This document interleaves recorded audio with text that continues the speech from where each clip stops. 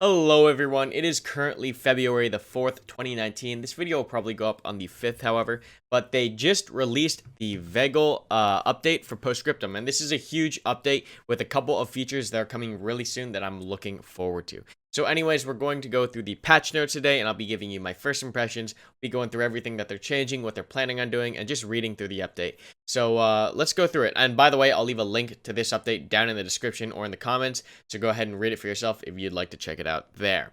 But yeah, let's get started here. So first off, they previewed the 101st and the new map about 3 weeks ago, but there was a lot of crashing, and so they rolled back the servers, and they didn't actually go ahead with releasing the patch. However, now it looks like they are paired and they've launched the patch, so we'll see over the next couple of days how server health is, how the performance is, and if they're going to keep it or improve it. And yeah, I'm looking forward to playing a new map and playing a new faction, even though this is just a reskin. So let's go through here and start looking at what they're talking about. Mainly here, they're talking about the issues that they had fixed, and what was causing the issue. But here's the actual changelog for the update. So brand new Car 98 model. So I'm interested to see this. I haven't actually seen this in game yet. New animation and sounds. I do have to say that some of their animations need a little work. Whether it's like the bolting on some of the rifles, it looks a little bit odd, and I know that they can do a great job because I've seen their animations for a couple of the other things, such as the the turning out in the vehicles and stuff like that. A lot of their animations are really up to speed, and I think a couple are just placeholders, and they're just going through now and replacing the old animations with newer final kind of models and animations. So really cool to see them working on that visual aspect of the game as well. New animation on the Car 98 scope, so more animations there. The Stewart is now using the M1919 coax and hull MG. I think it was using the Besa before, which is inaccurate because that is for the Brits. So they're using the correct M1919 for the Stewart, which is the US LMG. So cool to see them doing that because, yeah, I think it was using the Besa before. New sound for the grease gun. I actually have not used the grease gun. To my knowledge, the only class that has the grease gun are the crewmen for American. I believe that's right. It's either the crewmen or the Logi. I think it's one of the two, the engineers. So I haven't used this yet, but maybe we'll get a couple games in with the grease gun and just see if we can get a couple kills with it, even though it's not in the normal infantry classes.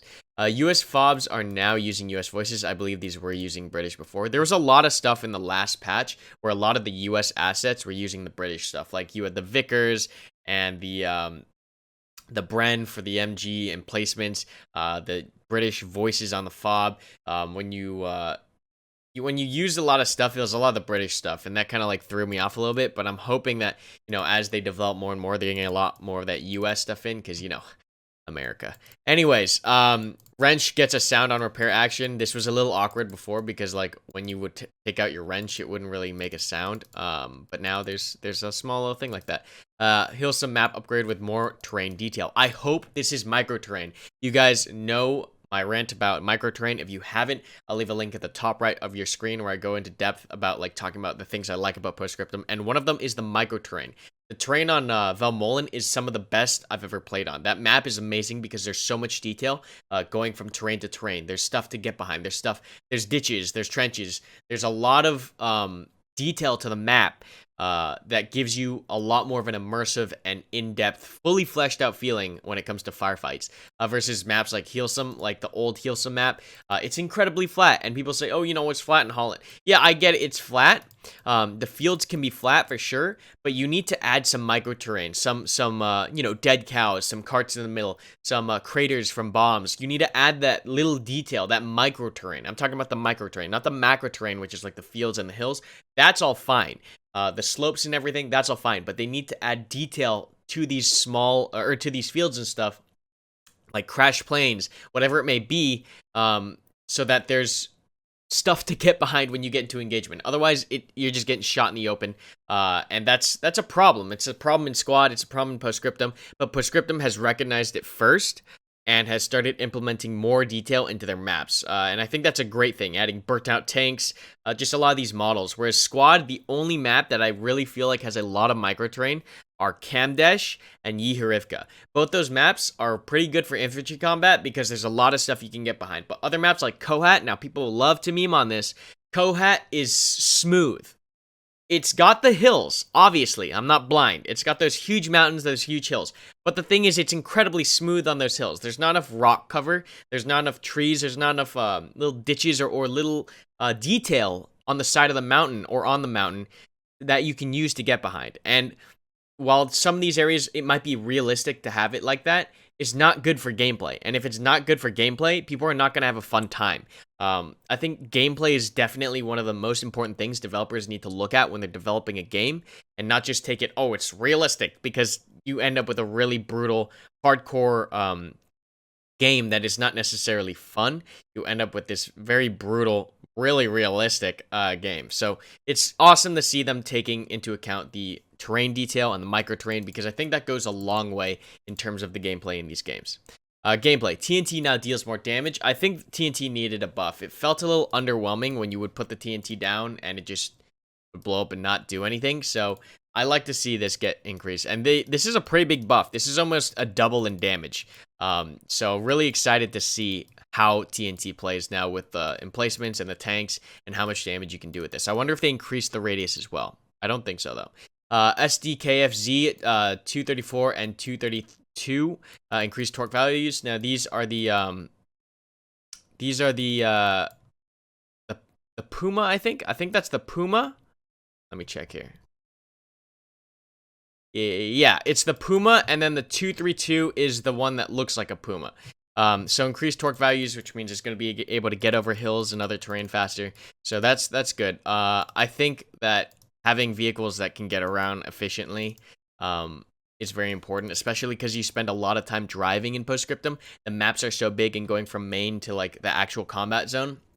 I've talked about this before, but I feel like vehicles in Postscriptum should almost not have a death timer. Like once your vehicle blows up, it respawns at main. And the reason for that is half the time you're driving that vehicle 3, maybe 4 clicks from main into the fight. And it's just, that's a respawn timer in and of itself. There's no need to have the crews wait any longer, because that drive into combat alone is already taking 10 minutes at least. So I think that, that's something, devs, if you're watching, I think you should totally remove the death timer on the vehicles, because you already have to drive into combat, and that already takes a fucking long time. Gameplay. Thompson recoil improvement based on recent testing. Honestly, I didn't feel like the Thompson needed better recoil. I think it was very manageable how it is in game now. I love the Thompson. I didn't think I ever had a problem with like the Thompson recoil. But hey, if they're going to buff it, I guess we're going to see how that goes. I don't think it needed it, though. The Jagdpanzer and Stug 3 distribution will now be on more layers. Awesome. I think the Jagdpanzer and the Stug are very cool to see in-game, mainly because I guess they're so rare. We see a lot of the Panzers, the Panthers, and the Tigers are actually on a lot of maps, but the Jagdpanzer and the Stug aren't actually on many of the maps. And they're just a cool-looking tank, and I think having a tank that doesn't turn its turret adds a lot to gameplay, because a lot of the tanks play the same. You traverse and you move. Some tanks are slower than others. The Tiger doesn't traverse at all, and some of the other scout cars, they traverse faster. But having a tank that doesn't traverse, it just adds a whole new kind of gameplay like perspective and a game play style to tanks, because you actually have to focus more on the driver now. So I think these two vehicles are really cool and spice up armor for some of the maps. Weapon sway based on bayonet size. One thing I also want to mention is that the camo on these vehicles is awesome. Like I think the Jagdpanzer has a ton of like shrubs on it, so it just looks like a moving bush. It's awesome. I love seeing the Jagdpanzer in game. Weapon sway based on bayonet size and weight. So they've added bayonets, which means that you can now stab people in game. There was no melee option before in Postscriptum, but now they added the bayonets, and that's going to be real cool. I hope to get some bayonet charges footage for you guys in the channel a little bit later. We'll see how many bayonet kills we can get. But yeah, I think that's going to be awesome. Gameplay. All AAS bleed values tweaked. I don't like AAS, and I'll go into why. I think AAS is great for teams that are really, really competent, but very few teams are really, really competent. I think unless you're going in with like a pre-made group of squad leaders, or squad leaders who, know what they're doing and want to work together, AAS turns into a babysitting match, where one team, there's always someone in AAS is having a bad time. And the reason for that is because you have to watch your defense flag. And some people don't like doing that, and so they'll just leave the defense flag open and mess up the whole team. Or one person can mess up your spawns. Like, it takes a very few amount of people to ruin an AAS match, and I think Invasion and I forget what they call it in Postscriptum. But the invasion mode for Postscriptum, I think those are done really well because the entire team is focused on one objective: take 1 point or defend 1 point. You aren't really splitting up too much of the responsibility between attacking and defending, and there's less chances for like 1 or 2 squads to like absolutely wreck your game on your own team. I'm totally fine if like someone on the other team is like totally carrying, but there's so many times when people just don't want to work together, and it just causes too much responsibility among a platoon that is, you know, filled with a bunch of puppies. So that's my thoughts on AAS. I don't think it works too well unless the flags are close together, where you can defend and attack easily. But hey, I'm glad to see that they're tweaking bleed, and yeah, they fixed the US 101st Airborne Sapper. It's now wearing the right shoulder patch. Okay. Increased distance to stab. This is great. I think this is great. Some of the games, the melee range, like in squad, I feel like it's so short. Like, I feel like the melee range in squad, you pretty much have to be like touching the guy with your chest, where you can reach a significant distance in front of you. But I don't know. That's like squad. Postscriptum, I'm glad to see, you know, it's a bayonet. You got some range. So I'd like to see how far we can actually stab someone. Fix. River and canal should now deal damage to infantry while underwater. Fantastic. I think people were walking underneath a lot of the rivers and stuff, and it was silly to see. Just people walking underneath water, and just coming up the other side. But yeah, cool fix. Remove postcard from main menu. Outdated. Okay. Building collision. I don't know what that means or what buildings they're fixing the collision for. A possible fix or improvement on server load. Awesome. You know, all the optimization and server load, tick rate stuff, all that stuff we can get, the better. More optimization of foliage, GPU. Cool. So hopefully we're seeing a couple more frames in this latest patch. I think, is this 2.8? This is the old, okay, so this is the old announcement, because this is technically the second time they've released Vegel. We'll go through that one because we didn't talk about it before. So the new map, they've added Offensive. That's what it's called. The Postscriptum Invasion is called Offensive. New map, and apparently I watched the dev stream. They were talking about how Vegel has a lot of micro terrain and a lot of detail on the map for you to take cover behind. So it's pretty much going to be a bigger Valmolen, and I'm all for that. I love Valmolen. I can't wait to have a bigger version of Valmolen, because Valmolen, honestly, it's a little small. It's on the smaller side. I would say it's very close to my target range of how big I want to map, but it's a little bit too small. I think they've done Valmolen really well with the distance from cap to cap, the size of the map, the detail to the terrain. It's a fantastic model to work off of, and I think Vegel, if it's done properly at the right size and the cap points are placed the proper amount of distance apart, might become my new favorite map, because micro terrain is my favorite. That's the meme, boys. Bayonet system. They add the bayonet to the Garand, the K98, the G41, which is the Gouvert, the Sten. I didn't know. Oh yeah, the Sten has a bayonet. That's so silly. And the Lee Enfield. Added the 101st. So unfortunately, the 101st is just an 82nd Airborne reskin. There's no new weapons, no new vehicles with the 101st. So all you really get is the patch on your shoulder changes. So I mean, I guess that's kind of cool.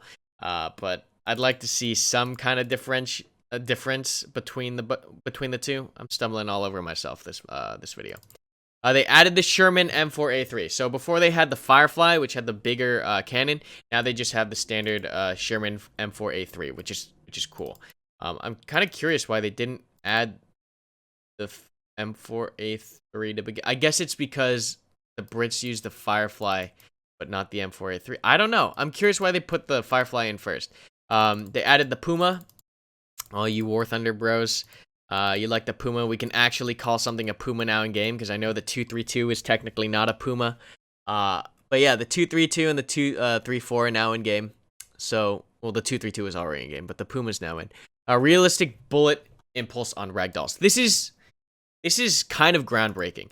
Mainly because Squad has been around for 3 years. 3 years? Yeah, goddamn, 3 years.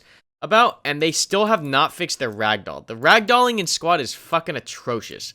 It's just, I don't know, like you shoot someone sometimes and their body flies into the air, or it like phases through the ground, or it like rubber bands. Like, I don't know what Squad is doing, but fix the rubber banding. Like, just take what Postscriptum has. And this is kind of like, I scratch my head at this, at like Postscriptum and Squad, if they work together like very closely, they can get so much done.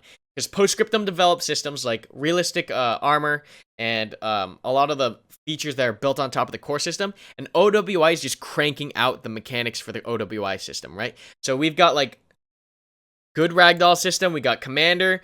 What else did we get from Postscriptum? We've got tank mechanics. We've got a lot of stuff from Postscriptum that really just needs to get put into Squad. And I know they kind of want to differentiate the games, but goddamn, like if Squad and Postscriptum took features that they were developing off of each other and just put them into either game, both games would be amazing. Putting fire teams into Postscriptum, putting just all these things that either game needs. The new animations and stuff, like the suppression system, everything just needs to get shared. Because I think that if everything got shared, both games would be absolutely outstanding. I understand people are like, oh, but it'd feel like a reskin. Yeah, but it'd feel like a good reskin. just do it. Gameplay, damage model 2.0 for all vehicles. So with this patch, they've upped the damage components, the number of components you can damage on a tank. So like you can damage different parts of the tank, you can track a tank. There's a lot of cool stuff, and we'll get into that in a second. View cone added to tank's compass. I'd have to see this to actually know what this does. US Sapper main weapon changed to grease gun. So it is the US Sapper that gets the grease gun. So I think before he had the Garand, and now he has the grease gun. So yeah, we'll try to get some grease gun gameplay in the next couple of weeks. Jagdpanzer 4 added. Cool. Want more Jagdpanzers. Parachute drops added to drill offensive and heal some. I love the parachute drops. Even if it's for the first, like, 2 minutes of a game. It's just awesome seeing all your buddies in the plane and then jumping out and then like getting shot at and landing and all that stuff. Like, they did the parachutes really well, like the drops really well, and I like to see a lot more of them. I'd like to see a lot more US parachute drops as well.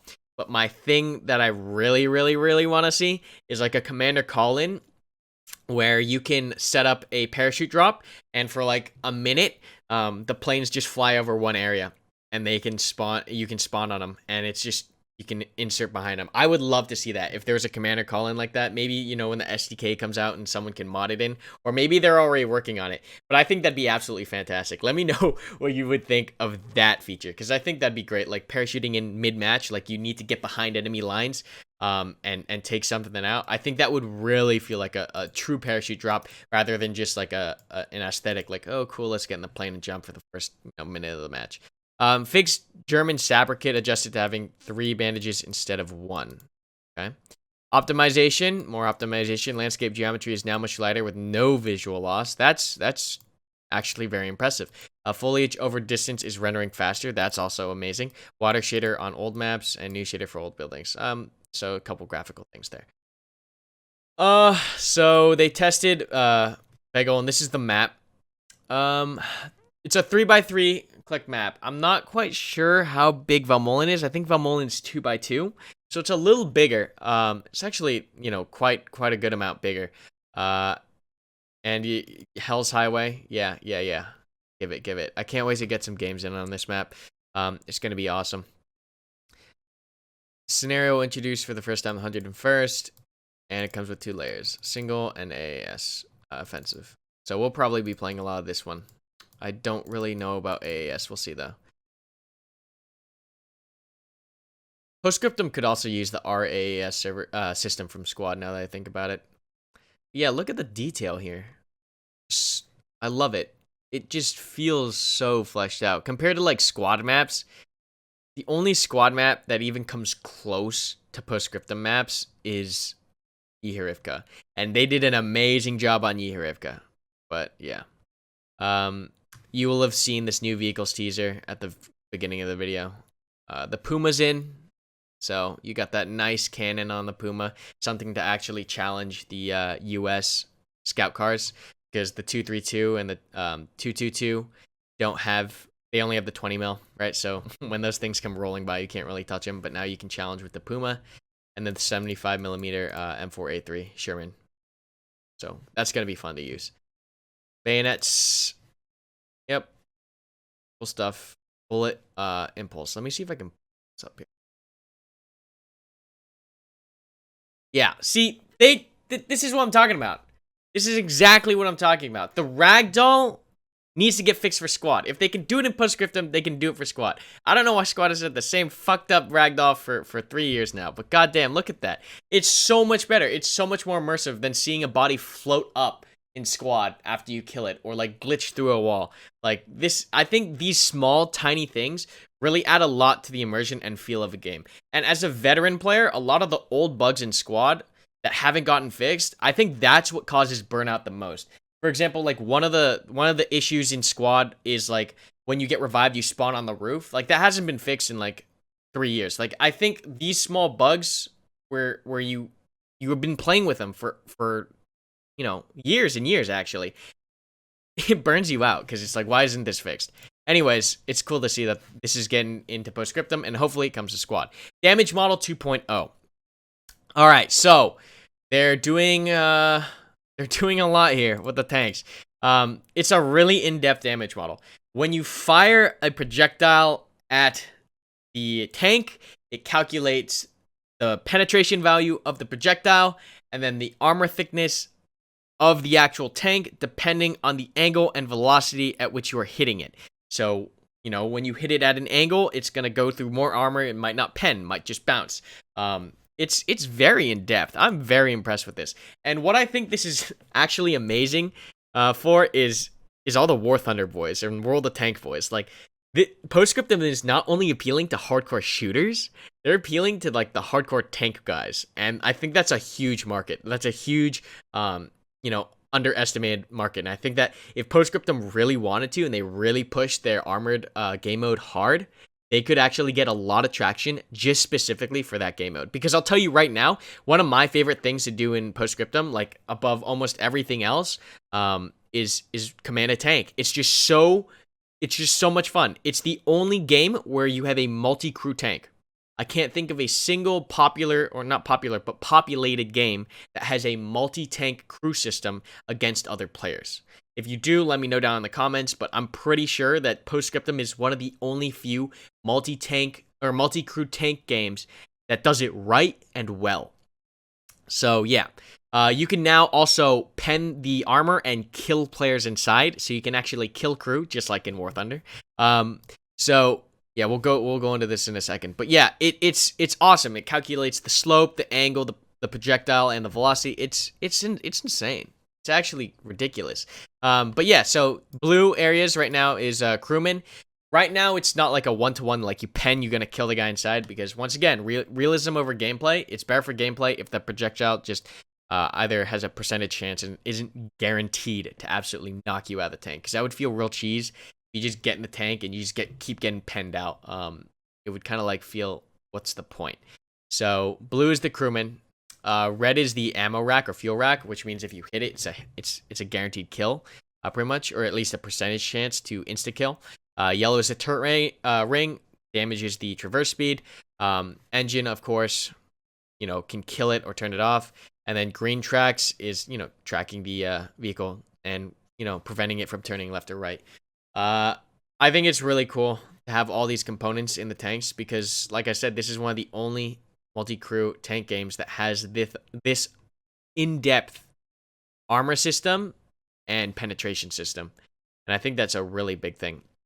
Also, you can damage the components in other vehicles, engine and stuff like that. Let's see. Okay, so marker at the cone.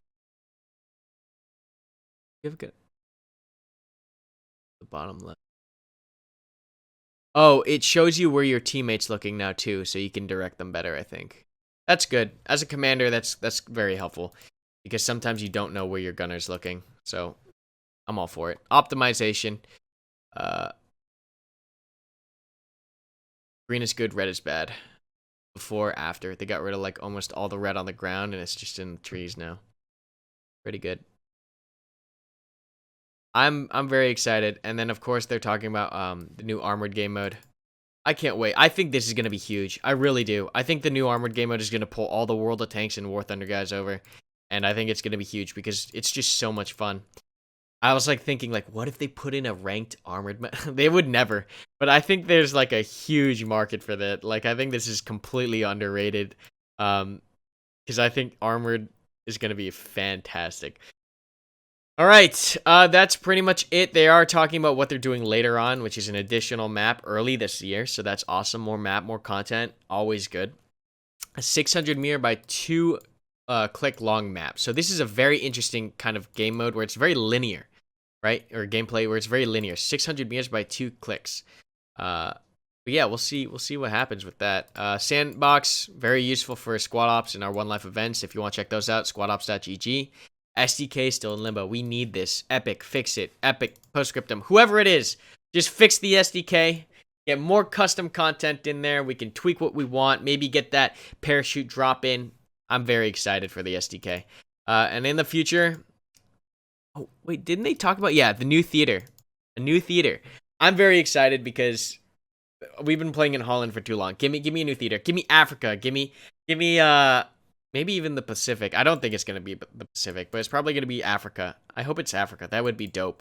Or just maybe Italy. I don't know. We'll see. We'll see what happens. But very exciting. A lot of stuff in this content patch. So I'll leave that link in the description if you want to read it for yourself, though we pretty much went line by line together here. I hope you guys do enjoy. Remember to like, comment, and subscribe for future uploads. Hit that bell button so you don't miss them. And yeah. Check out all the links in the description, and I'll see you all in the next one. Thank you for watching, everyone, and a special thanks to my Patreon supporters and channel members. Links to those down below. Also, if you're looking for Karmakut merch, check out karmakut.com/merch and get 10% off with coupon code SENDIT. Finally, if you're looking for more Karmakut content, check out either one of these videos right here, or sub on the right for future uploads. Thanks so much again, guys. I hope you have a great day, and I'll see you all in the next one.